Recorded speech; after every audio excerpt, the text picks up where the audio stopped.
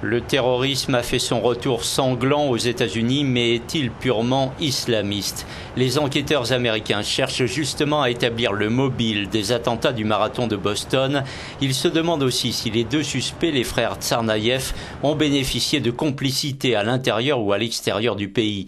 L'aîné, Tamerlan Tsarnaev, tué par les forces de l'ordre jeudi dernier, fréquentait une mosquée de Boston.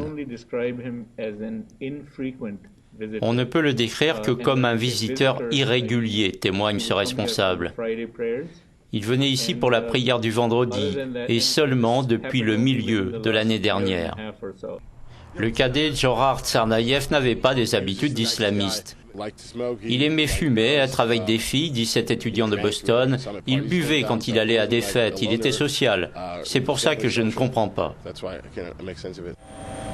La police américaine ne peut toujours pas interroger le jeune suspect survivant. Alors qu'il était caché dans un bateau laissé dans un jardin, il a été touché par des tirs à la gorge et à la langue.